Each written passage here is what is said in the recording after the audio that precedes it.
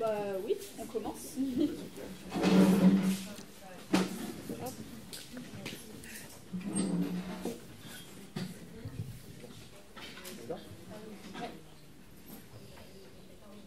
Bonsoir, merci de venir assister à cette première table ronde de l'année, table ronde musicale de Paris 8, qui sont organisées par les étudiantes et les étudiants du Master 2 Industrie musicale de l'UFR Culture et Communication de Paris 8 depuis quelques années.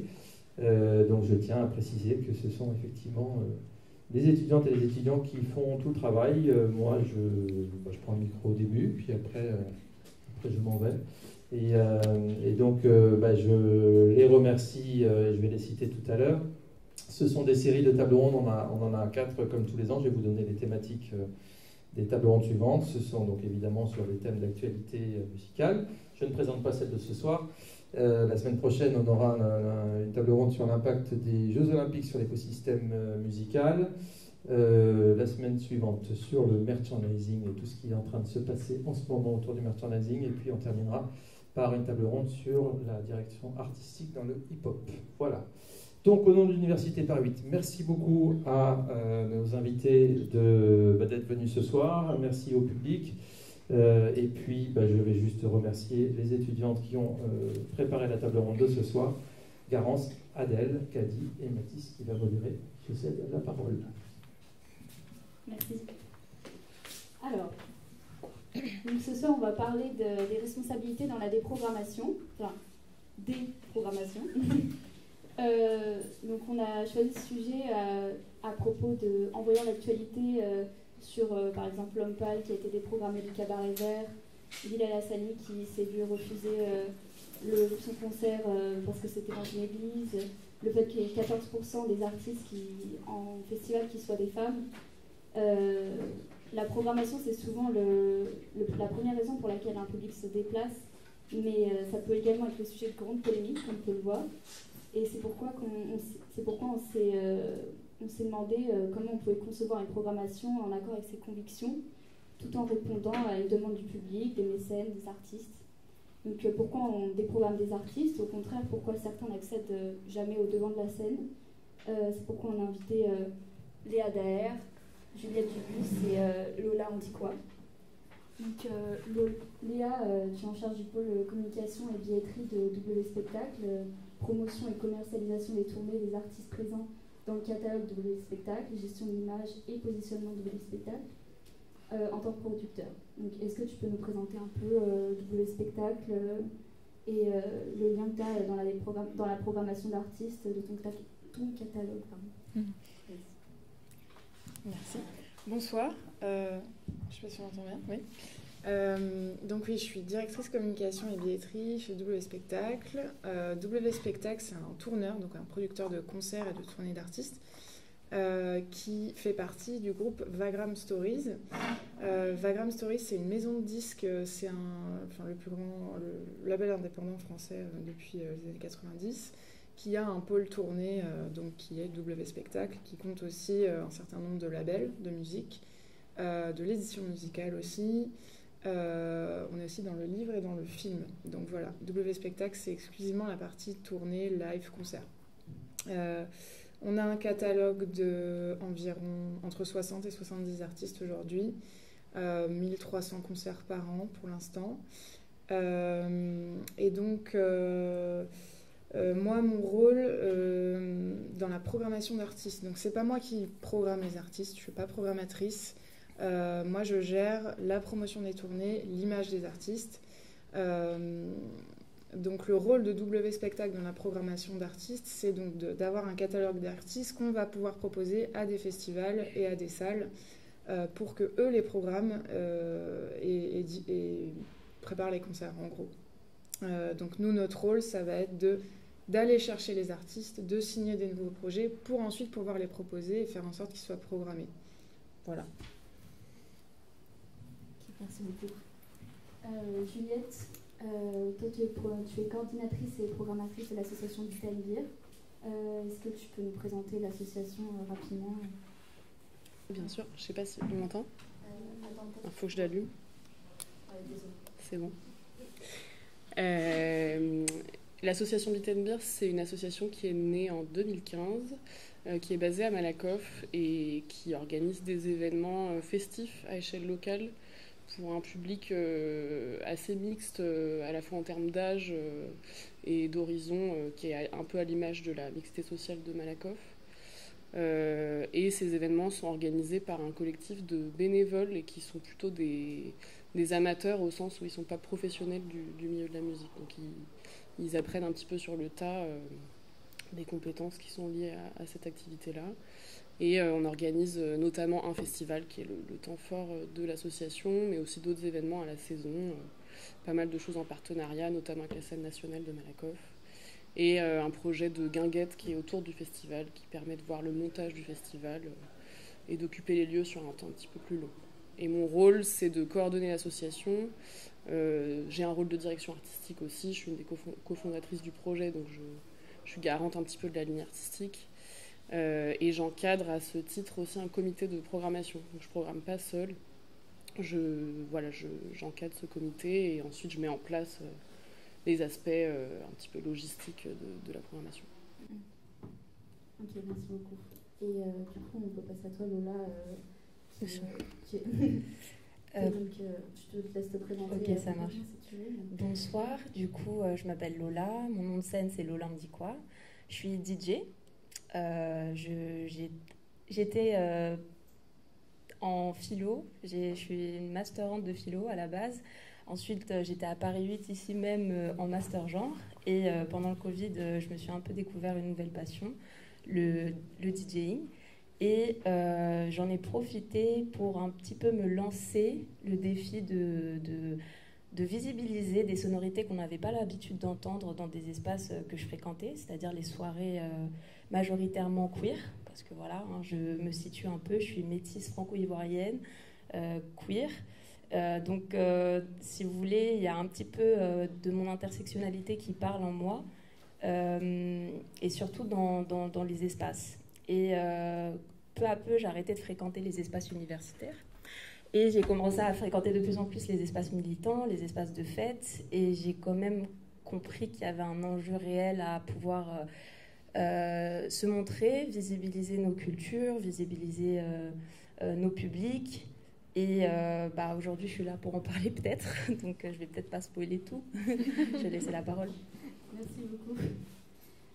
Du coup, oui, on s'est posé la question de ce sujet, aussi en rapport avec une conférence qui a eu lieu au MAMA en début d'année, où était posée la question de peut-on programmer sans valeur. Pour certains, défendre ses convictions, c'était une question de valeur, et c'était important à leurs yeux, mais ça ne peut pas toujours être mis en priorité en fonction des contraintes qu'on peut avoir. Et pour d'autres, c'était plus, ça relevait plus d'une responsabilité. Donc, on s'est posé la question. Pour eux, c'était un devoir en tant que programmateur d'affirmer ses positions autour des VSS, des problématiques sexistes, homophobes, etc. Est-ce que ça te paraît, Juliette, est-ce que ça te paraît pertinent, cette critique de la notion de valeur? Je ne sais pas ce que tu peux en penser. Oui, effectivement. Moi, j'avais entendu parler de cette conférence du MAMA que j'ai pas pu suivre, mais c'est vous, quand on s'est vu pour préparer la table ronde, qui m'avait fait remarquer ce que ça peut évoquer comme critique, la notion de valeur. Et oui, moi, ça m'évoque effectivement que tant qu'il n'y a pas d'outils législatifs ou même des critères posés pour toute la profession, c'est à chacun de prendre ses propres responsabilités. Ça devient une espèce d'appréciation de chacun, de se positionner ou non sur un sujet. Et comme vous le disiez, ça devient un petit peu pour ou contre l'homophobie, enfin ce genre de trucs qui sont un petit peu absurdes, mais c'est à l'image de plein de sujets plus globaux de société aujourd'hui, où on encense des artistes ou des personnalités qui sont hors bonne morale collective. Oui. Léa, est-ce que toi aussi c'est quelque chose qui fait écho chez toi dans ton travail? Je sais pas lequel je peux c'est micro, désolé. Oui, Effectivement, je trouve qu'aujourd'hui, c'est difficile de programmer sans prendre en compte un certain nombre de problématiques de positionnement, que ce soit par rapport aux violences sexistes et sexuelles, mais aussi par rapport à des sujets peut-être un peu plus vastes en termes d'environnement, comme on en avait un petit peu parlé, en termes de genre, voilà. Donc je pense que je dirais que pour les jeunes festivals, pour les nouveaux festivals, c'est quelque chose qu'il faut prendre en compte dès le début. Pour des festivals un petit peu plus installés, je sens de l'expérience qu'on a des artistes qu'on programme que c'est un petit peu plus dur. Il y a plein de choses difficiles à déconstruire parce qu'effectivement il y a des problématiques économiques, des têtes d'affiche, il y a plein de choses qui sont assez complexes.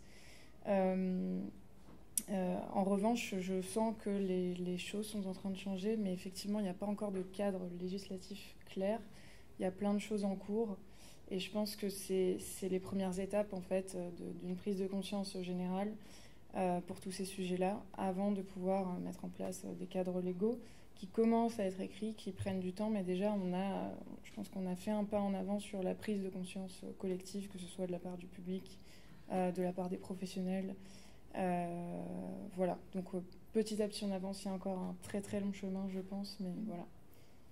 Ok, et Lola, en tant qu'artiste, est-ce que toi tu ressens cette volonté de programmer des personnes en fonction de ce qu'elles représentent Ah bah oui, je vis grâce à ça actuellement, parce que la plupart des personnes qui vont me booker ou qui vont me programmer sur des line-up le font avant tout parce que ce que je représente, et parce que aussi j'ai un discours de plus en plus clair et affirmé et on va dire presque out et loud de ce que ça représente pour des personnes issues d'une certaine minorité ou de plusieurs minorités, de pouvoir circuler dans des espaces qui sont pas designés pour eux et qui se ressentent tout le temps à la marge et qui en ont marre de ça.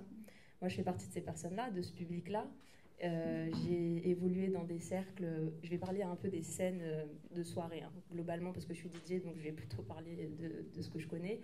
Il y a eu une tendance, quand même, pendant longtemps, à booker les mêmes personnes, booker les mêmes types de musique, booker des têtes d'affiche, mais en fait, sans trop prendre de position. C'est vraiment juste parce qu'on sait que ça marche et on se pose pas trop de questions. Et comme tu le disais tout à l'heure, il y a quand même eu une prise de conscience collective sur plein de sujets. Je vais pas faire vous connaissez un peu tous, MeToo, machin. On en arrive à sentir quand même que maintenant, il y a... Comment dire ? Le public est très averti. Le public sait ce qu'il a envie de voir, le public sait ce qu'il ne tolère plus. Le public, c'est majoritairement des personnes qui se sont affirmées en disant non, on ne veut plus ça. Typiquement, dans des espaces de fête, on ne veut plus de frotteurs. Voilà, ça c'est mort. On ne veut plus se faire aborder, on ne veut plus se faire truc. Donc ça, c'était des petites révolutions qui ont eu lieu. Et il y a eu de mon côté, de ma position, on va dire, il y a eu aussi un enjeu au niveau de la mixité culturelle, on va dire, et de la mixité même dans l'espace, de la mixité sociale. Donc il y a vraiment eu un espèce de mini-révolution dans les milieux que je fréquentais, de dire, bon, écoutez, on est là, on veut un peu plus d'espace à nous, on veut un peu plus de musique qui nous ressemble, on veut un peu plus de... En fait, on veut un peu plus de nous, en fait, on veut un peu plus de représentation, on veut un peu plus de modèles, on veut un peu plus de ça. Et moi, je me situe, en fait, dans cette mouvance, et à tel point que j'étais en mode, bon, en fait, si personne le fait, moi, je vais le faire, il n'y a pas de souci. En vrai, moi, j'ai plein de musiques que j'ai envie de faire découvrir aux gens. Il y en a plein qui connaissent, en plus, ces musiques-là, c'est juste qu'on ne les entend pas. Ou en tout cas, elles ne sont pas assez valorisées. Et pour faire court, là, à l'heure actuelle, évidemment que maintenant c'est devenu presque, je veux dire, on a sauté une grande étape où ça a poussé de partout, et maintenant on en est à justement beaucoup visibiliser et disons créer des événements, créer des espaces en fonction presque uniquement de ça. C'est-à-dire que maintenant ça devient presque quelque chose de vendeur, de pouvoir affirmer que voilà, nous, on est un espace safe ou safer. On prend en compte le sexisme, l'homophobie, la transphobie, le racisme, la grossophobie, et c'est des enjeux qu'on comprend et qu'on ne tolère pas. Donc, on fait des événements qui prônent ces valeurs-là, et en tout cas qui mentionnent bien ça dans les chartes, etc. Bon, je passe la parole. Très bien, merci beaucoup. Et je sais que tu nous en as un petit peu parlé aussi, mais quels moyens tu peux avoir en tant qu'artiste de faire valoir tes engagements, et comment les programmateurs, eux, voient ça et peuvent sélectionner en fonction de ce que tu peux faire mettre en valeur. Alors, j'ai pas totalement les réponses à ça, parce qu'il y a beaucoup de flou, en fait, souvent derrière les organisations. Enfin, en vrai, quand je vais booker, on va me dire oui, on aime ton travail, etc. Mais des fois, je ne sais pas si les personnes connaissent mon travail ou si c'est juste parce que ça permet de faire bien sur l'affiche, d'avoir une personne qui affiche son intersectionnalité. Donc, des fois, et on ne va pas se mentir, je sais que la plupart du temps, ce qui m'a, on va dire, mon premier incubateur, ça a été l'espace de la Flèche d'Or. Je connais quelqu'un ici qui est dans le public et qui pourra en parler peut-être. Ça a été un espace un peu pour prôner un espace solidaire, queer, qui visibilise en particulier aussi les personnes racisées et ce genre de thématiques. Et à force d'être affiché et à force d'être, disons, une personne qui représente ces valeurs-là, ça a donné un petit peu le goût à certains de faire pareil. Et du coup, il y a un endroit où les gens se sont juste alignés sur une communauté qui était très puissante et qui a bien montré que nous, on est prêts à ne plus fréquenter vos autres espaces parce que ça ne nous ressemble pas, c'est pas dans nos valeurs. Donc, il n'y a pas de souci, on va rester entre nous et on va faire nos propres line-up, on va visibiliser ce qu'on a envie de visibiliser. Donc, quand on décentre un peu la focale, après, on essaye de regrappiller un petit peu, voilà. Donc, c'est un peu comme ça que ça se passe. En tout cas, c'est comme ça que je le vis. Okay. Je ne sais pas si j'ai répondu. Si, je pense que ça répond bien. Je peux juste réagir sur... Non, je trouve ça très intéressant d'avoir ton point de vue, parce que on en avait aussi un petit peu parlé. Pour moi, la base de tout dans ce métier, c'est l'artiste, c'est ce qu'il va proposer, et ensuite nous on travaille autour. Mais la base, et je pense que il y a certains professionnels de la musique qui peuvent peut-être un peu l'oublier. S'il n'y a pas de création artistique, il n'y a pas de projet, il ne se passe rien, il n'y a pas de tournée, il n'y a pas de festival. Voilà. Donc c'est hyper intéressant d'avoir ton point de vue, parce que c'est par rapport à ce que l'artiste va véhiculer, c'est un peu son propos qui va faire aussi que beaucoup de choses peuvent changer. C'est comme un peu ce qu'on évoquait la dernière fois sur, je pense ne pas dire de bêtises, mais Sopico qui est sur une scène de festival et qui voit en fait tout ce qui se passe dans le public et qui constate que en fait il y a quelque chose qui se passe de pas bien dans le public pour une fille entre une fille et un garçon. Et qui intervient en fait parce qu'il a le pouvoir de dire quelque chose avec sa position d'artiste à ce moment-là. Et donc, il y a plein de choses qui peuvent être véhiculées par l'artiste, plein de messages. Et c'est plus on aura d'artistes qui peuvent assumer leur positionnement, leurs convictions, plus on aura de gens qui, je pense, auront envie de les programmer. Donc voilà, je trouve ça cool. Merci beaucoup. Et du coup, tu as un peu abordé le cadre légal, mais je sais aussi qu'on a beaucoup parlé avec Juliette. Est-ce que tu peux nous parler un petit peu du cadre légal que vous avez essayé de faire dans votre association par rapport à la charte je pense que tu peux mieux présenter la charte que moi. Oui, c'est en 2021, je crois. On a décidé de former tous nos bénévoles, la plupart, à la lutte contre les violences sexistes et sexuelles. On a fait une formation avec l'association Consentis, qui est très connue dans les milieux festifs, et qui est un petit peu pionnière sur ces questions-là en France. Et c'était une formation qui nous permettait d'être assez autonomes sur ces questions-là, c'est-à-dire qu'on ne produisait pas les outils pendant la formation, mais après. Donc ça nous a donné en tout cas le cadre de réflexion pour créer des outils. Et nous, on a plutôt réfléchi d'abord à créer un cadre safe pour notre public. C'était un peu le cadre de départ parce que, comme je l'ai dit, c'est un public assez mixte en termes d'âge et d'horizon, et donc qui n'est pas forcément habitué au milieu festif. Et donc c'était vraiment essentiel pour nous de créer ce cadre, mais aussi voilà, qui englobe la prévention des risques et une atmosphère globalement bienveillante entre les personnes qui se retrouvent dans ces espaces. Et donc ça a mené à la création d'une charte et d'un protocole de réaction aux violences en interne. Et cette charte a d'abord été rendue visible auprès du public, et communiquée également à tous les bénévoles et aussi aux artistes, mais c'est un petit peu plus récent, voilà, on l'a en fait intégré dans les contrats, et ça nous permet déjà de prévenir des possibles dépassements, de limiter, de donner une limite à certains comportements, mais aussi de donner aux artistes en amont une idée du cadre dans lequel ils vont être accueillis, quoi. Ouais. Et je sais que Léa, on avait parlé d'un projet similaire. Je ne sais pas si je peux te laisser la parole.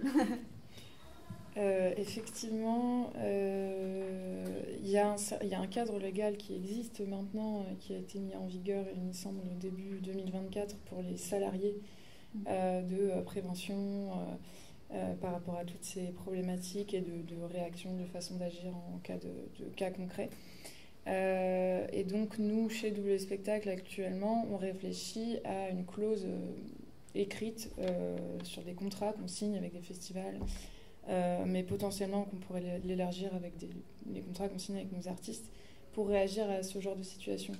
Si demain, ça ne nous est pas encore arrivé, et j'espère que ça n'arrivera pas, on se retrouve dans une situation où on a un de nos artistes qui a subi quelque chose ou qui est accusé de quelque chose, comment réagir et comment protéger ça en termes légaux.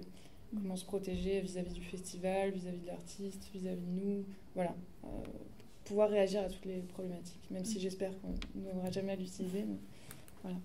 Ouais. Et je sais aussi que vous faites d'autres choses pour ça aussi, pour avoir une sorte de représentativité dans vos événements.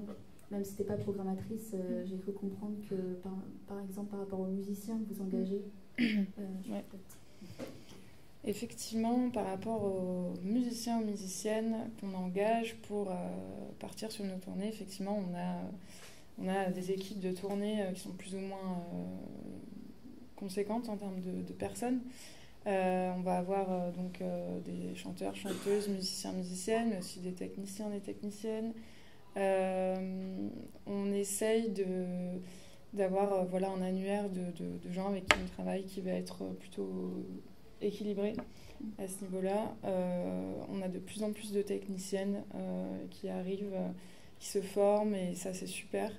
On n'a pas encore assez de musiciennes et on travaille là-dessus en fait. Ça nous arrive souvent ça peut passer par le choix de l'artiste aussi, d'avoir un line-up, enfin pas un line-up, une distribution artistique un peu plus équilibrée à ce niveau-là. Voilà. Okay. Merci. Et je sais que aussi aujourd'hui on parle de la réputation des artistes qui peut avoir un impact sur les choix de programmation. On t'en parlait tout à l'heure en fonction de si ça peut être une bonne ou une mauvaise publicité. Comment tu peux mesurer ces risques en tant que programmatrice? Comment tu choisis un artiste? Qu'est-ce que ça peut apporter?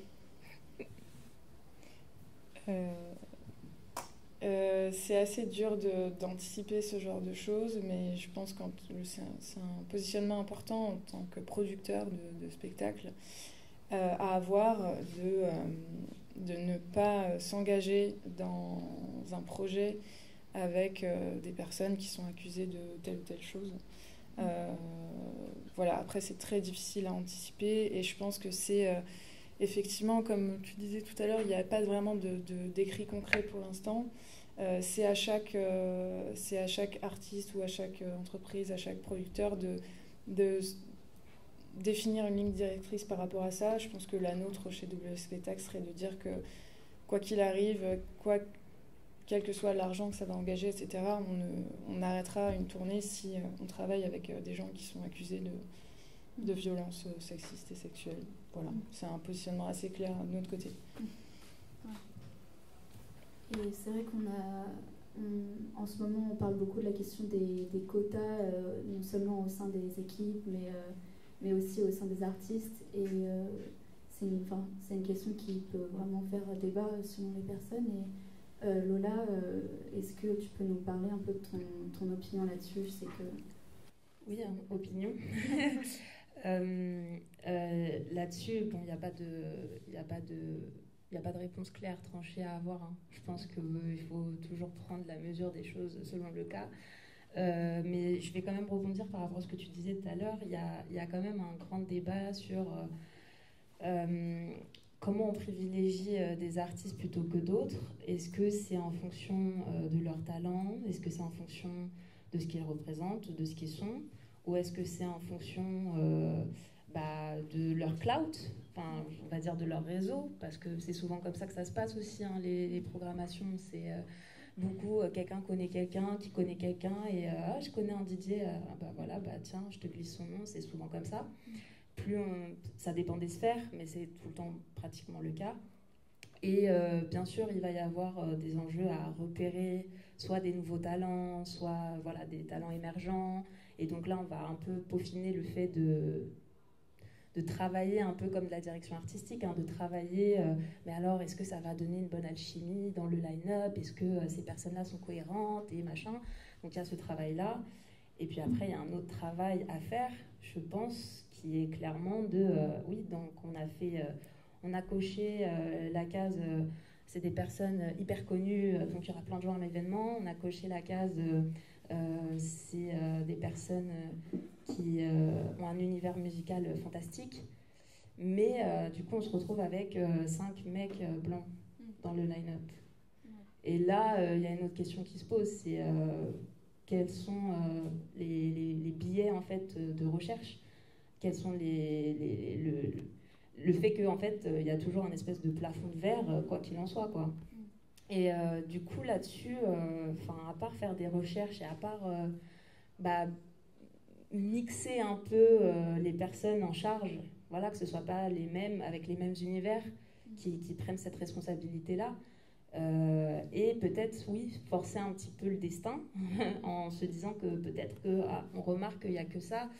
Il faut qu'on cherche encore, il faut peut-être qu'on affine encore notre recherche, parce que là, on se retrouve à faire de l'entre-soi, d'une certaine manière. Et évidemment, le but, c'est pas de dire il faut faire des quotas pour faire des quotas. Après, moi, c'est très particulier, parce que je sais que je peux potentiellement vivre de cette pseudo-positive discrimination. C'est-à-dire que, évidemment, ça va arranger certaines personnes de pouvoir cocher quelques cases dans leur line-up et du coup de faire appel à moi. Après, je vous rassure, je suis talentueuse quand même, mais évidemment, ça peut passer un peu à la trappe parce qu'il y a d'autres enjeux et des enjeux 10 fois plus visibles qui sont aujourd'hui des questions sexistes, de racisme, etc. Donc, je vais moins faire la carte de l'homophobie, etc., ou de la queerphobie, mais il y a quand même aussi un enjeu à pouvoir, comment dire, parce que en fait, il y a un phénomène très simple, c'est que si on plus on book des personnes de divers horizons, plus on a un public mélangé. Et du coup, plus on aura tendance à ne pas ségréguer les publics, à ne pas conforter une certaine manière, une vision de la vie. C'est-à-dire, par exemple, quand un public est par exemple, il y a un moment donné, c'est plus trop le cas, mais ça existe encore, le fait de dire gratuit pour les filles avant minuit. Bon, en fait, on sait ce que ça veut dire. On est habitué à avoir beaucoup de mecs, les meufs, venez s'il vous plaît. Sauf que qu'est-ce que ça légitime? C'est dans quel bain après on se met, quoi. Donc il y a un enjeu à pouvoir mettre plusieurs personnes qui ont plusieurs, publics, qui vont amener différents publics, voilà. Et par exemple, je sais que des fois on compte sur moi pour amener un certain taux de public. Voilà, queer, racisé, des meufs, etc. Sauf que ça marche pas comme ça. Et ça sert à rien de mettre une personne dans un line-up qui est 100%, voilà. Il faut c'est une vraie science, hein. Créer une programmer, c'est une vraie science. C'est des chiffres, c'est des stats, mais c'est aussi beaucoup de flair, c'est aussi beaucoup de rencontres avec ce que font vraiment les artistes, qui viennent vraiment voir les artistes. Et pas beaucoup de personnes prennent le temps. Et moi, je sais, des fois, j'en parle avec des amis qui organisent. Ils me disent, mais on n'a pas le temps, en fait. Attends, on doit faire la soirée, on regarde le profil, la personne a tant de vues, tant de followers, ça y est, ça part. Hein. Et donc, on se retrouve à créer des espèces de monstres bizarres. Enfin, des fois, ça marche, des fois, ça prend, et des fois, c'est chelou. Des fois, on voit bien qu'il n'y a pas de cohérence, ou des fois, on se dit, mais attends, je comprends pas, il y a clairement un écart entre... Par exemple, moi, des fois, ça m'arrive souvent, comme on prend pour la question du quota, et qu'on ne sait pas trop ce que je fais, et puis j'arrive et je balance une sauce, et les gens sont là en mode « Oh, mais c'est génial ce qu'elle fait, pourquoi on l'a pas mis tant à telle heure, et pourquoi on n'a pas fait... » Parce que vous faites pas trop vos recherches. Et évidemment, vous êtes très confortable... Enfin, vous vous confortez dans le fait de programmer les mêmes personnes, et puis vous découvrez un nouvel horizon. Et en fait, ça vous parle aussi, cet horizon-là. Voilà, c'est ça, c'est le travail qu'il y a à faire. C'est de toujours être en recherche de nouveaux horizons et de pouvoir créer ce mélange-là. Moi, je ne défends pas... parce que, bon, il y a tout un... Parce que là, on parle de quotas. Moi, je fais partie d'un milieu quand même où on parle même de non-mixité, en fait. On ne cherche pas forcément on cherche pas à équilibrer. On cherche le full line-up féminin. On cherche le full line-up racisé, par exemple. On cherche à d'abord instaurer le fait qu'on veut se visibiliser et fortement, et après, on verra comment on ouvre aux autres. Sauf qu'aujourd'hui, il y a tout un enjeu quand même voilà, comme je le répète, et c'est vrai, la non-mixité, c'est pas une fin en soi, c'est un outil, c'est-à-dire que ça fait du bien pour se récupérer, être dans l'empouvoirment de l'espace ou plein de choses, mais le but quand même, c'est de pouvoir ne pas se sentir offusqué dès que c'est pas exactement comme la non-mixité.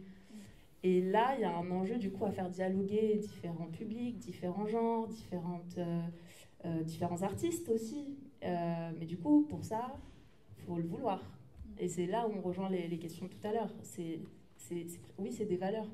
C'est des valeurs qu'on défend. Hein. À la fin de la journée, ça reste des valeurs. Soit des valeurs, c'est l'argent. Et voilà, il n'y a pas de souci, fais du chiffre. Et tu n'as pas besoin de défendre quoi que ce soit. Et puis si on va un peu plus loin, il faut y mettre du sien, quoi. Ouais. Et du coup, je sais que Juliette, la façon dont tu programmes les gens, ça rejoint un peu cette idée-là. Je te laisse en parler peut-être. Et oui, il y a beaucoup de choses que tu as dites qui font écho à la manière dont on met les choses en pratique. Effectivement, déjà le fait d'être en comité de programmation, ça veut dire que je ne suis pas toute seule à programmer, mais on est 6. Bon, il s'avère qu'on est paritaire, mais c'est pas une question de quota, c'est un peu un hasard. Mais enfin voilà, parce que dans l'association, il y a autant de filles que de garçons, et donc hasard, mais aussi représentation de nos valeurs. On mène un travail de veille qui dure toute l'année. On essaye de suivre les artistes sur un temps long, c'est-à-dire qu'on ne se dit pas tiens, on a découvert un tel hier, hop, on programme. Maintenant, on va essayer d'aller écouter, de voir à quelle heure on peut le programmer, de voir comment ça peut bien créer une transition avec voilà, la personne qui est avant, la personne qui est après. Et effectivement, c'est une alchimie.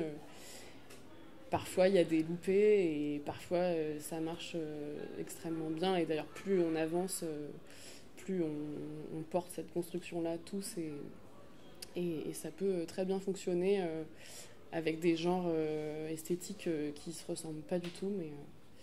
Mais voilà, ça nous est arrivé d'ailleurs d'avoir un groupe qui s'appelle Slift, qui fait du rock proche heavy metal aussi, voilà, qui est venu à notre festival en se disant mais qu'est-ce qu'on fout dans ce line-up, et qui en fait a été halluciné de la réaction du public, parce qu'en fait c'est aussi un travail sur le temps long de notre public, c'est-à-dire qu'effectivement on ne programme pas des artistes pour qu'ils ramènent leur public, on a notre public, et notre public est mixte, et donc on lui présente une programmation qui est mixte, et donc notre public réagit super bien aussi à ces découvertes, à ces mélanges de styles, et super à l'écoute et super disposé à cette vraie rencontre avec les artistes, quoi. Je me permets de rebondir parce que j'admire tout à fait ce genre de parti pris, parce qu'il y a un réel, et je crois que c'est la force des tiers-lieux en général, mais c'est comme tu dis, de travailler l'univers, enfin, d'éduquer son public jusqu'au bout. Après, c'est pas genre on part du principe qu'il n'est pas éduqué, c'est juste en mode, bon, nous on a ces valeurs-là qu'on veut défendre et on veut que ce soit le pérenne. Et on veut montrer que c'est possible. Et du coup, pour ça, on vous demande de tout le temps accueillir les artistes avec la même réceptivité que pour d'autres artistes que vous préférez, parce que là en fait il se construit quelque chose et du coup il faut y prendre part, et c'est ce genre d'initiative qui permet à tout le monde de se sentir bien, malgré le fait qu'on se dit mais qu'est-ce qu'on fout là. Par exemple, moi je sais que je mixe du coup des sonorités plutôt panafricaines, je vais dire ça comme ça, ce qui fait que dans beaucoup de line-up je peux être un peu quelque chose de très particulier, et en fait dans des publics et dans des espaces où la communication, le fait de pouvoir tout le temps promouvoir différents univers, et en fait la réception et l'accueil du public est complètement différente, parce qu'on sent que du coup le travail de fond est fait, de dire écoutez, en fait vous ne savez pas forcément ce sur quoi vous allez tomber, mais on a repéré pour vous à l'avance, voilà quoi, prenez part et laissez-vous guider, enfin laissez-vous aller, et ça change totalement, hein. Ça change totalement l'ambiance, ça change totalement la cohésion à l'intérieur d'un événement en fait, parce que les artistes entre eux ils se respectent, leurs gars et les artistes se respectent et comprennent que voilà, ils ont presque un but commun, c'est de tout, enfin voilà, communier un peu. Ouais, il y a une question de curiosité des uns envers les autres aussi, et c'est un vrai espace de rencontre. Je pense qu'il est important de dire aussi, c'est que nous on travaille sur des petites jauges, et que ça favorise aussi ces choses-là, parce qu'on n'a pas la contrainte du remplissage, t'en parlais. On a ce petit luxe, voilà, de travailler sans ces contraintes-là. On a des contraintes budgétaires, évidemment, mais on est libre d'aller chercher des artistes qui ne sont pas du tout encore visibilisés, de les mettre sur scène avec d'autres qui sont plus en actualité. Et voilà. Et pour rebondir aussi sur ce que tu disais... par rapport au fait de se forcer un petit peu à aller chercher aux endroits où c'est peut-être moins facile. Enfin voilà, nous on s'est rendu compte au bout de quelques années de programmation qu'on programmait, on écoutait au départ que la musique. Voilà, c'est la musique qui nous intéresse, c'est l'esthétique qui nous intéresse, sauf qu'au final tu as des groupes de 5 mecs blancs sur scène en grande majorité et tout ça. Donc voilà, on est allé un petit peu plus creuser pour voir aussi qui sont les porteurs de projets, qui est-ce qu'on a envie de soutenir, et après c'est un effet un petit peu en chaîne, parce qu'on commence à s'intéresser à ce pourquoi militent les artistes, qu'est-ce qu'ils portent comme univers, et on est de plus en plus curieux et attentif à ces choses-là. Et Léa, toi, au sein du spectacle, tu vois quoi comme moyen d'action pour cette qui est une représentativité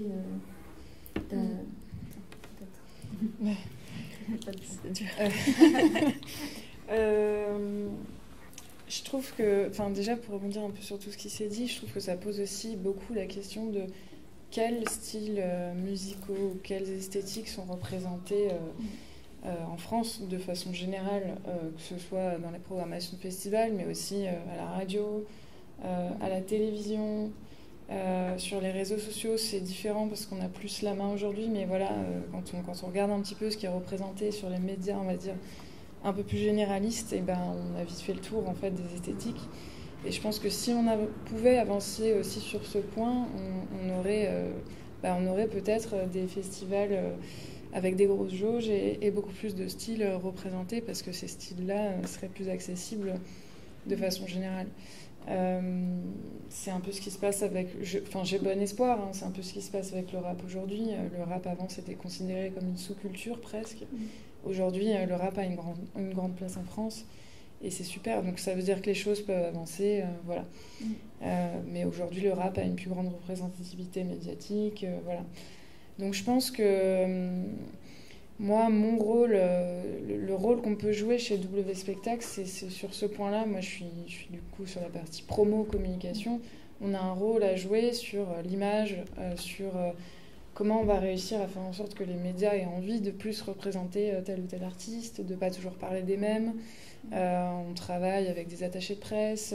C'est du petit travail de fourmi qu'on va faire tout au long de l'année sur de la presse quotidienne régionale, sur des médias nationaux si on y arrive. C'est plein de choses comme ça qui vont faire que petit à petit, ça va pouvoir avancer, ça va pouvoir évoluer. C'est du petit travail de fourmi, quoi.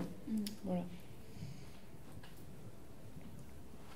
Ouais, je crois que c'est un peu ce que tu disais aussi, Lola, quand on avait discuté sur le fait que les genres musicaux soient resserrés sur certains types de catégories, d'étiquettes, d'engagement.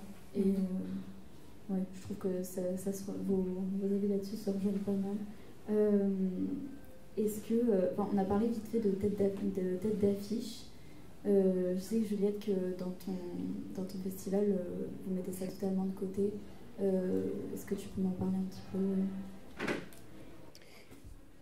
Oui, on met ça totalement de côté pour des raisons de budget, clairement. Mais pas que parce que oui, on pourrait diviser notre budget en mettant un tiers pour l'émergence et puis le reste pour une tête d'affiche. Mais il y a plusieurs raisons pour lesquelles on ne le fait pas. Déjà parce qu'on, comme je l'ai dit, on est une organisation principalement bénévole, on a des petits moyens, on est dans ce qu'on appelle les micro-festivals, on est beaucoup en moyens du bord, en do-it-yourself, et donc on a des conditions d'accueil pour les artistes qui sont aussi alignés là-dessus.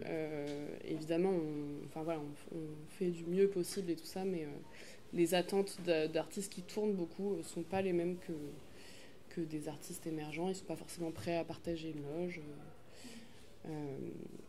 Voilà. Et puis, il y a aussi la question du public. On a une jauge à 800.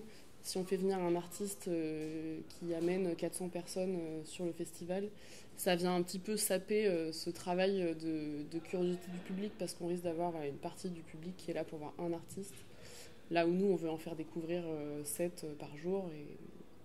Et donc, ça peut créer un déséquilibre. Et ton avis, Lola, sur l'impact du choix des têtes d'affiche? Enfin, je sais pas comment dire ça comme... Je sais pas comment dire ça. Ouais. Mais déjà, je rebondis directement par rapport à ce que tu dis, parce que c'est ultra intéressant. Hein. Le fait est que pour beaucoup de personnes, pour beaucoup d'orgas, il y a des contraintes budgétaires. C'est le top of the list. Ce qui fait que, évidemment, dans le choix, ça va être beaucoup... on va prioriser ceux qui ne coûtent pas cher.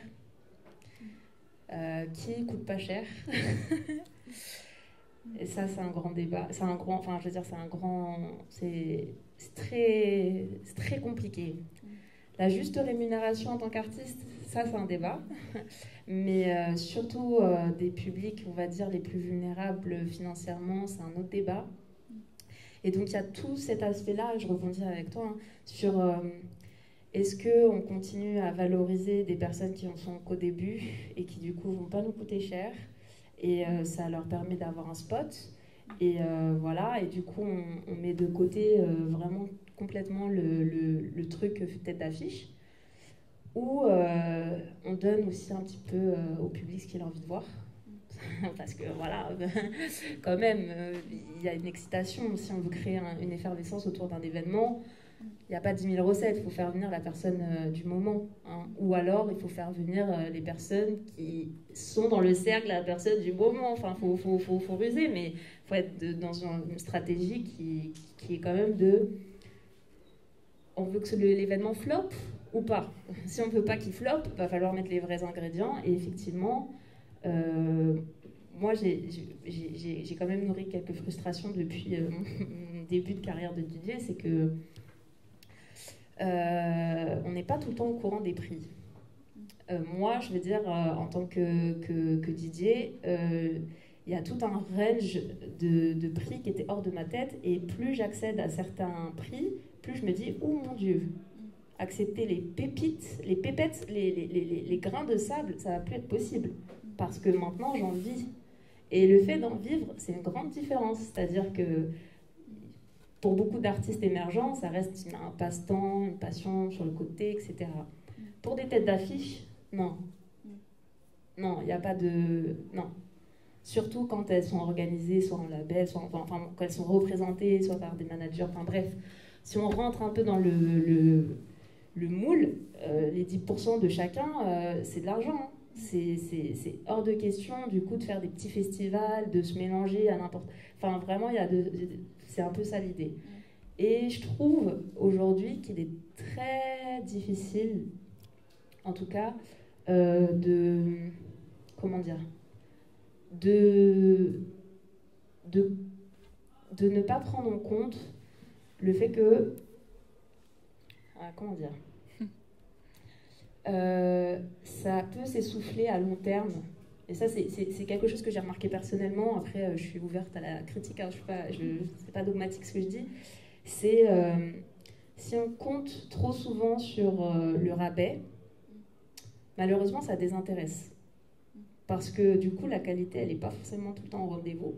Et on peut se retrouver avec des trucs trop alternatifs. Ce qui fait qu'en fait, l'effet pervers, c'est que ça dégoûte. Et on revient au mainstream après. On préfère dépenser 20 balles une soirée où on est sûr qu'il y a des têtes d'affiche, alors que la qualité, elle peut être pourrave aussi. Hein. Mais dans la tête des gens, c'est comme acheter un iPhone plutôt qu'un truc qui a l'air comme un iPhone mais qui est moins cher. Non, je préfère Apple. Parce qu'il faut toujours qu'il y ait une certaine exigence de qualité. Et la qualité, ça a un prix. C'est ce qu'on dit souvent. Et là-dessus, j'avoue que moi, vraiment, je pose la question à tout le monde. Hein.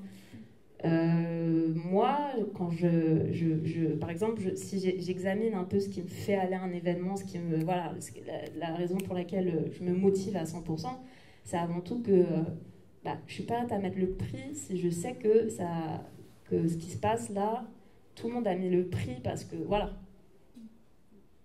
Je sais plus ce que je veux dire. Mais voilà, je laisse à l'interprétation, peut-être ça va décanter tout ce que je viens de dire. Et puis... Du coup, je veux bien rebondir sur ce que tu disais, parce qu'effectivement, j'ai oublié tout un pan de ce qu'on défend, mais effectivement, nous, on travaille sur l'émergence et sur la mise en avant d'artistes qui ne sont pas visibilisés ailleurs et d'esthétiques qui ne sont pas visibilisées ailleurs. Et on travaille sur la juste rémunération des artistes. On travaille vraiment sur une scène professionnelle, c'est-à-dire que, il y a des événements qu'on peut faire qui mettent en avant des amateurs, mais voilà, on travaille plutôt. On a une programmation d'artistes qui sont dans une démarche de carrière professionnelle. Et effectivement, tu as parlé de la politique tarifaire aussi. C'est tout un équilibre. Nous, on est en local, on travaille sur cette idée de découverte. Tout ça coûte un prix, mais il faut trouver le juste prix parce qu'on ne propose pas des têtes d'affiche, on ne propose pas ce que le public va aller chercher spontanément. Mais en même temps, il y a un vrai défi de qualité, quoi. C'est un des principaux critères de sélection, c'est la qualité artistique des projets, parce que justement, l'idée, c'est de montrer que des artistes que vous ne connaissez pas font des choses qui sont extrêmement qualitatives, et peuvent, la découverte peut vous nourrir autant que d'aller voir un artiste que vous connaissez déjà.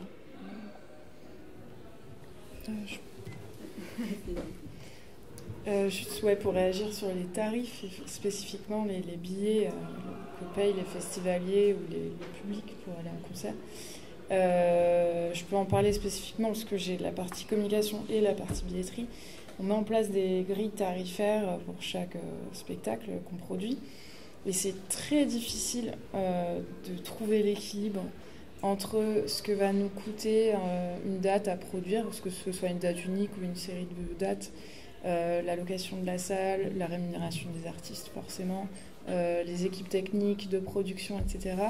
Et mis en parallèle avec le prix du billet qu'on va faire payer au public. Souvent, on essaye de faire en sorte d'avoir un prix cohérent par rapport à la notoriété de l'artiste, sa rémunération, bien sûr, son avancement, son développement, etc. Et souvent, on se retrouve finalement avec des budgets, même si la salle est complète, à l'équilibre, voire totalement négatif. parce qu'en fait, il y a énormément d'investissements pour faire en sorte qu'un festival de produire une date sur une date unique, une salle sur une date unique, pardon. Et là, on rentre dans des débats des coûts de production qui sont de plus en plus chers, et là, c'est encore un autre débat. Les salles coûtent plus cher, les matériaux coûtent plus cher pour produire, que ce soit des matériaux techniques ou lumière, etc. Donc, il y a tout un... Peut-être que si tu as pu remarquer ce genre de choses, c'est aussi pour toutes ces raisons-là, même si je pense qu'effectivement, il y a un équilibre à trouver pour que l'artiste s'y retrouve aussi en termes de rémunération. Et voilà, là, depuis, on va dire, post-Covid, on rentre dans des débats économiques et des coûts de production assez énormes, malheureusement. Et du coup, on a parlé du coup que ça peut engendrer que de programmer quelque chose, mais dans le cas où on devrait déprogrammer un concert, un festival, ce que ça pourrait représenter, je sais Juliette que tu nous as parlé un peu que c'était pas pour des raisons des programmations liées à des engagements, mais tu nous avais dit que tu avais dû décommander toute une date, enfin tout ton festival suite aux événements qu'il y a eu avec Naël. Est-ce que tu peux en parler un petit peu ? Oui, la dernière édition du Festival Beat & Beer avait lieu les 30 juin, 1er juillet 2023. Et 3 jours avant a eu lieu donc, l'assassinat de Naël par la police et les émeutes qui ont suivi. Et le festival a été annulé 4 heures avant. Donc voilà, à ce moment-là, tous les coûts d'organisation sont avancés. Donc, en termes de coûts, en tout cas, je peux le dire, ça coûte très cher. Et sans aucune rentrée d'argent. Après, il y a toutes les questions d'assurance qui se posent derrière. Pour l'instant, nous, on n'a pas été couverts. Donc voilà, tout ça est porté par l'organisateur. Et oui, c'est tous les coûts logistiques. Voilà. Après, on parlait des contrats qu'on a avec les artistes. Généralement, il y a des clauses de cas de force majeure qui nous protègent. Mais du coup, il y a la question aussi d'agir en solidarité avec des producteurs. Nous, on travaille du coup avec beaucoup de petits producteurs indépendants. Donc il y a cette question de solidarité aussi. Pour l'instant, on n'est pas capable de les indemniser, mais on verra si l'assureur prend ses responsabilités aussi. Parce que là, c'était couvert dans le contrat, mais c'était un arrêt préfectoral. Alors, on est sur un débat avec l'assureur. Il y a une clause qui dit que les émeutes ne sont pas couvertes et une autre qui dit qu'un arrêté des autorités compétentes est couvert. Donc, on est dans les deux cas. Voilà, faut arbitrer.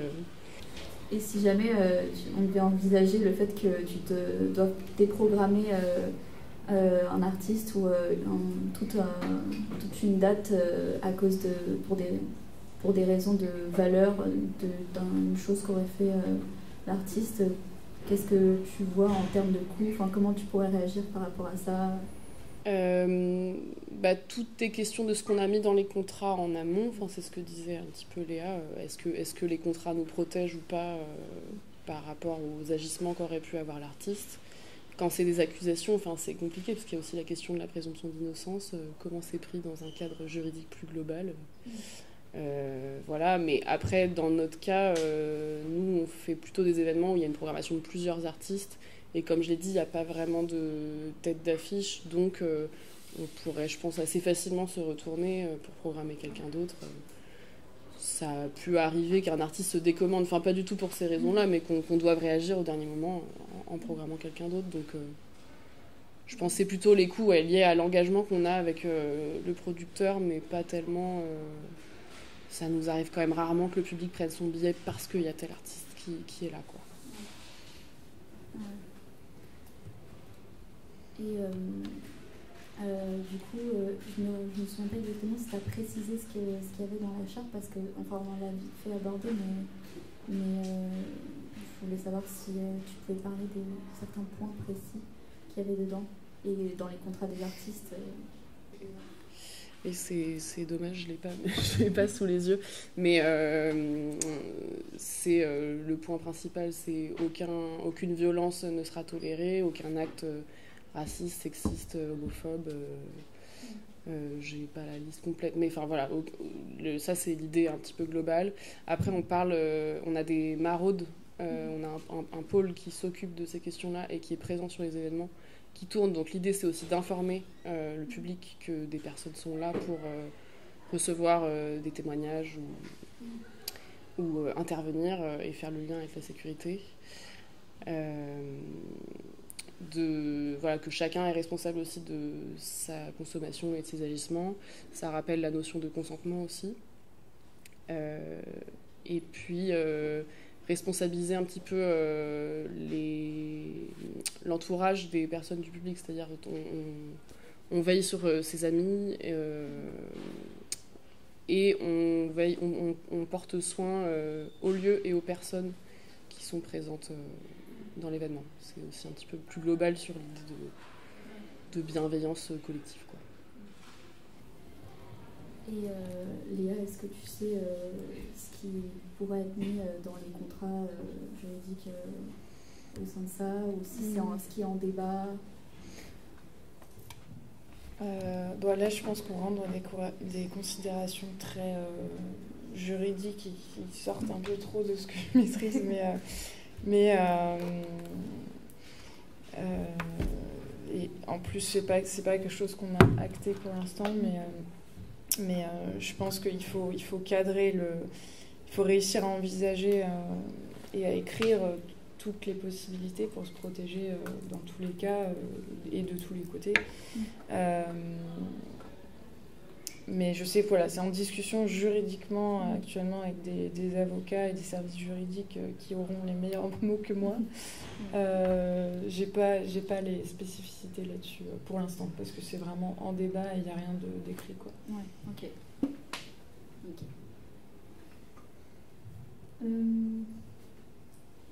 J'ai un peu l'impression qu'on a fait le tour.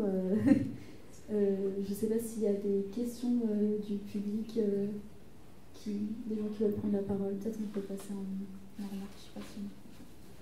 Est-ce qu'il y a besoin d'un micro ou pas forcément?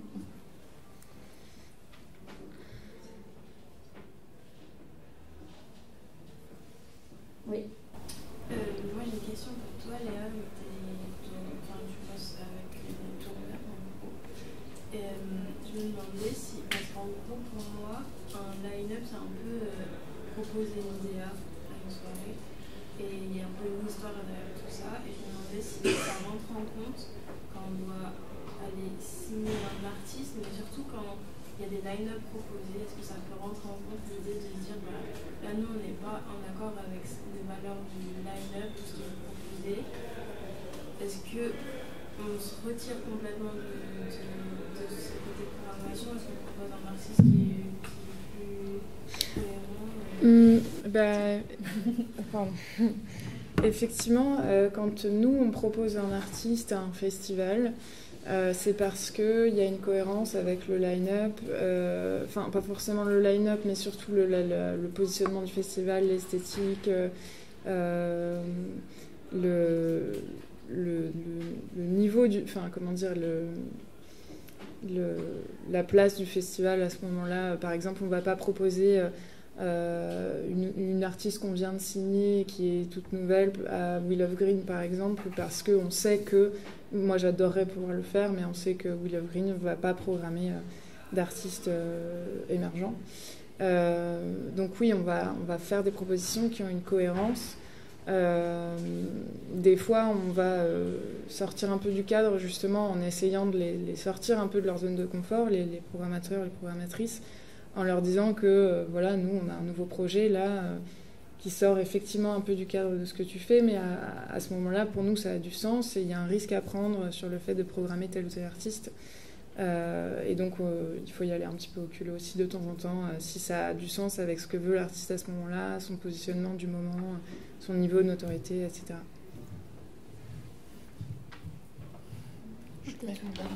Oui, voilà. Peut-être une question. Juliette, tu parlais du fait que le festival devait rebondir quand un artiste, par exemple, a annulé, c'était peut-être pour différentes raisons, mais du coup, ça me pose la question pour toi, Lola. Est-ce que ça t'est arrivé justement de par toi-même refuser des propositions Peut-être par rapport au cachet, tu disais que le cachet peut-être était trop bas, tu te positionnais peut-être moins. Mais du coup, est-ce que voilà, il y a d'autres raisons pour lesquelles tu pourrais pas te positionner sur un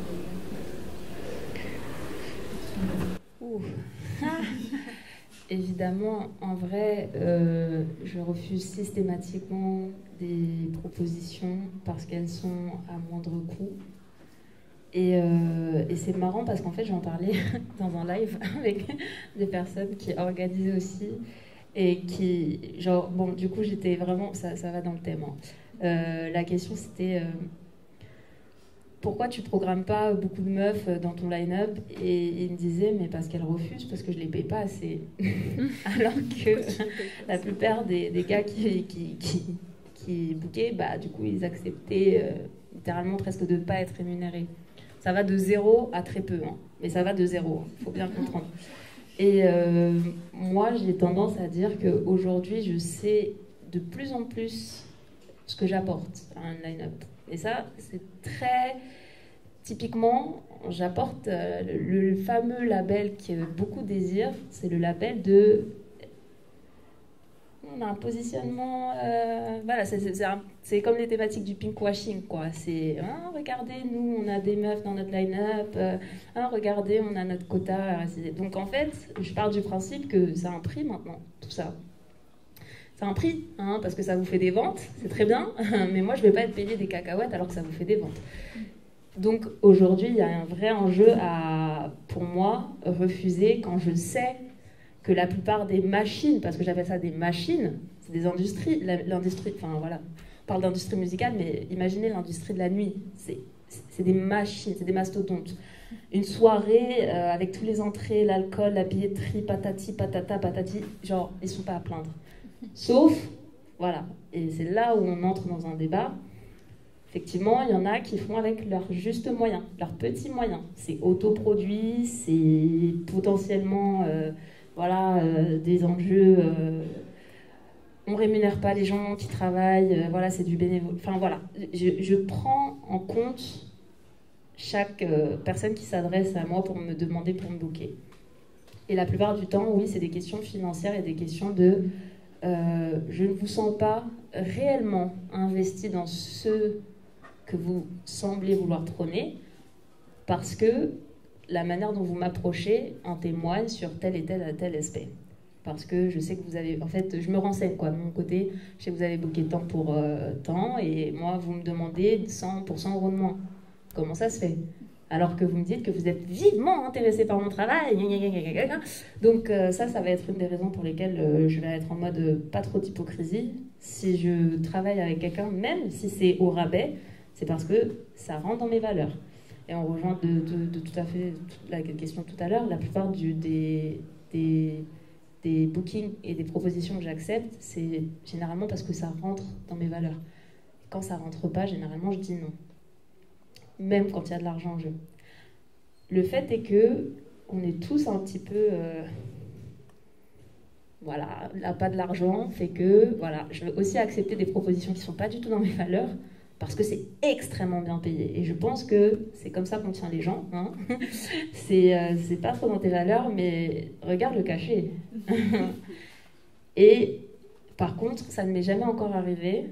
Mais effectivement, je pense que y a tout un débat, par contre, et ça c'est important, dans l'industrie, il y a un peu des passages obligatoires. Comme, on va dire qu'il y a des plaques tournantes. Par exemple, j'en parlais récemment, mais par exemple, quand on est DJ, passer à Rince ou faire une boiler room, c'est...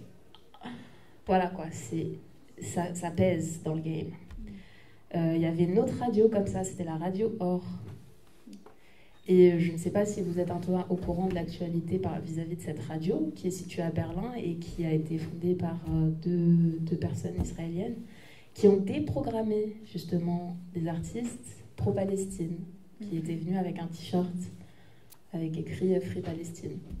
Bon, bah voilà, l'enjeu il est là encore, c'est-à-dire qu'évidemment, il y a des positionnements qui sont réels, même dans le DJing par exemple, c'est que il y a beaucoup de personnes, beaucoup de DJ qui ont appelé à boycotter cette chaîne parce qu'elles avaient refusé, parce qu'elles avaient justement déprogrammé des artistes en raison de leur affichage politique. Et moi, ça m'est pas arrivé. Je souhaite absolument pas que ça m'arrive. Mais il y a vraiment cette question-là. C'est que la plupart des artistes qui ont boycotté, il y a 2 types d'artistes. Il y a ceux qui sont trop loin et qui s'en fichent complètement de la visibilité de cette radio qu'elle peut apporter, parce que c'est une radio qui apporte une espèce de street cred, on va dire, ça comme ça. Et il y en a beaucoup qui peuvent se passer parce qu'elles sont, voilà, on va dire, pour revenir dans le thème, c'est des têtes d'affiche, quoi. En vrai, que ce soit cette radio-là ou une autre, c'est pas ça. Il y a beaucoup d'artistes qui juste n'auront presque jamais l'occasion d'y accéder, qui vont dire de toute façon je refuse. Et puis il y a l'entre-deux. C'est est-ce que si la proposition arrive, est-ce que tu refuses malgré que tu connais cette polémique? Et ça m'intéresse parce que moi, par exemple, il y a des DJ que je kiffe et qui sont hyper importantes dans ma construction en tant que DJ. Je pense à DJ Asna qui a fait son or là-bas. Et il est hors de question qu'elle efface de la mémoire son set. Parce que pour moi, c'est un tableau vivant. Mais il y a beaucoup de personnes qui ont dit par conviction politique devoir complètement supprimer, demander à la chaîne de supprimer leur live. Franchement, il n'y a pas de bonne réponse, mais entre guillemets, chacun a un petit peu ses sensibilités politiques qui font que, à un moment donné ou à un autre, les enjeux vont se poser et puis chacun fera avec ce qu'il peut. Un peu ce que j'ai à dire.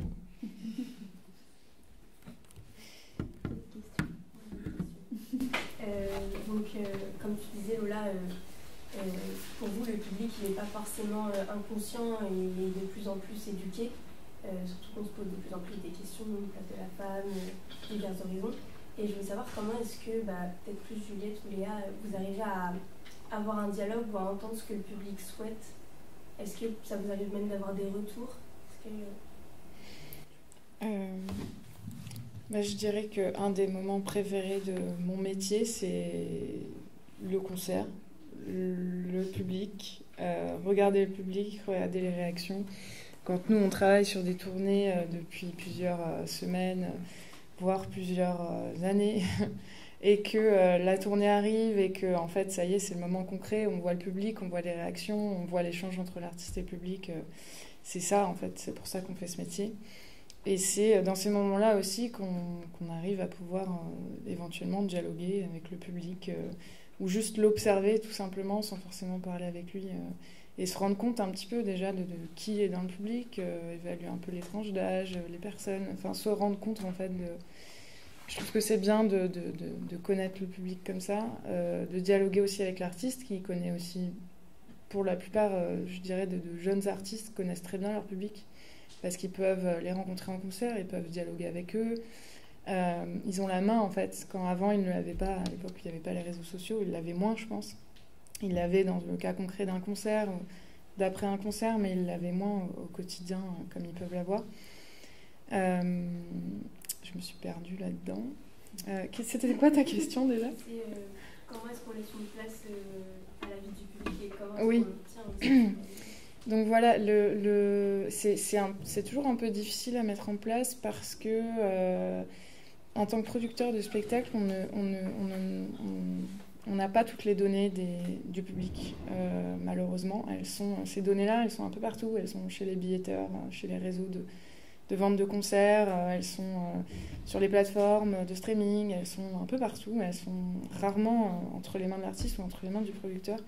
Donc on pourrait se dire qu'on leur enverrait, je sais pas, des enquêtes de satisfaction après un concert pour savoir comment elles ont vécu ce concert, qu'est-ce qu'on peut améliorer, etc.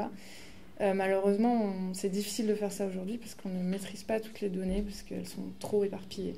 Et donc on a un combat là-dessus en cours depuis plusieurs années avec pas mal d'acteurs de la billetterie et de la communication dans le milieu du spectacle pour maîtriser un peu plus ça justement.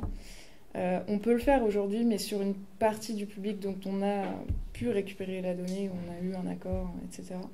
Malheureusement, on ne peut pas le faire sur 100%. Donc voilà, ça va passer par des discussions d'après-concert, des observations sur les jours de concert, un dialogue avec l'artiste sur son public, etc.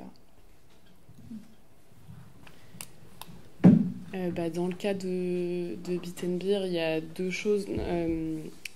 Notre public, il est local, donc il s'est constitué à partir de nos familles et de nos amis à la base. Donc maintenant, il y a plein de gens qu'on ne connaît pas dans le public, mais on est quand même très en lien avec lui, et donc on parle même lors des événements, et même après, on a plein de retours.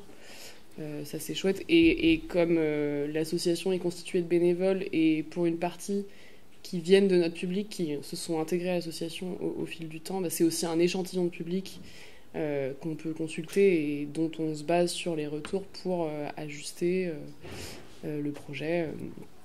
Et ça peut être à la fois des retours sur la programmation, sur l'ambiance générale, le ressenti de chacun.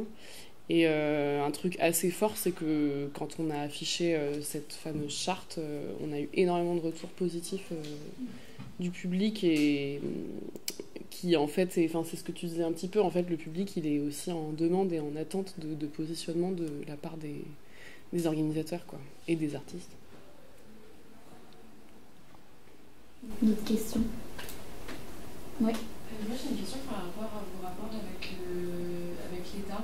Peut-être que ça vous concernera plus mais est-ce que la programmation c'est quelque chose avec un sujet autour duquel vous êtes en contact avec, je sais pas, n'importe quel représentant de l'État ou d'une collectivité ou d'une ville?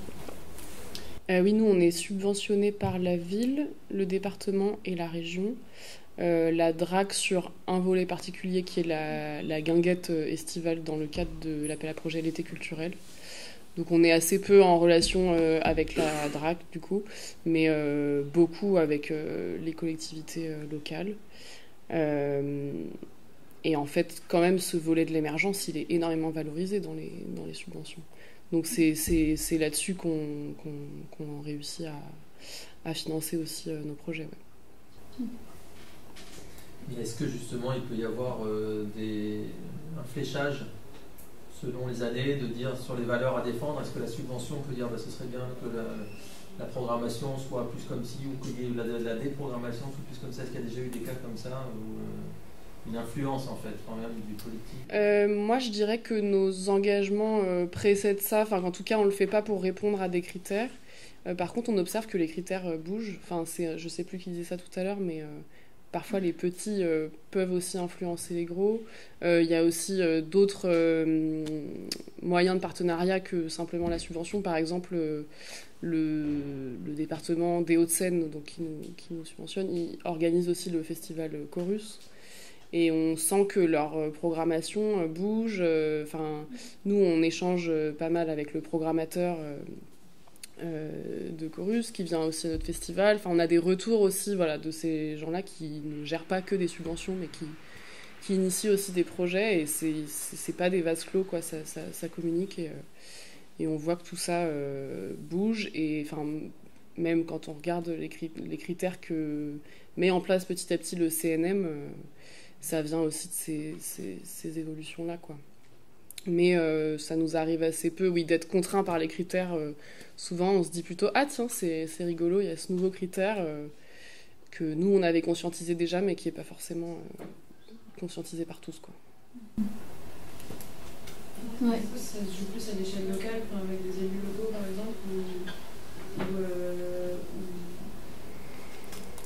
des collectivités territoriales? Je dirais que dans notre rapport avec la ville, par exemple, eux sont un peu moins attentifs à des critères uniquement sur la programmation. C'est un peu plus global sur quel va être le public touché, quelle va être notre politique tarifaire. Nous, on a une ville qui longtemps voulait que tout soit gratuit, ce qui n'est pas possible, à moins qu'il y ait un gros financement derrière, qui a pu, par méconnaissance aussi du secteur, nous demander de faire un tarif au chapeau, ce genre de truc un petit peu absurde quand tu rémunères les artistes au-delà des minimums légaux. Voilà. Ouais, je dirais que voilà, les critères et les contraintes qu'on se pose, elles viennent un petit peu d'une cohérence, d'un tout, quoi, du public qu'on veut viser, de la jauge, de la politique tarifaire, des moyens que nous, on veut y mettre et on est prêt à y mettre. Et voilà, tout ça entre en cohérence, mais des critères qui peuvent être contraignants pour voilà, des projets à plus grande échelle ou qui sont peut-être dans une dynamique professionnelle, où tous les échelons sont payés et tout ça. Sont moins contraignants pour nous et arrivent plutôt en aval qu'en amont, quoi.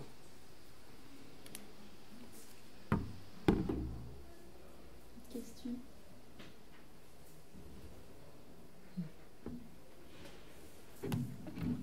Bon, du coup, je pense qu'on peut terminer là-dessus. Merci d'avoir écouté et merci à vous d'être venus.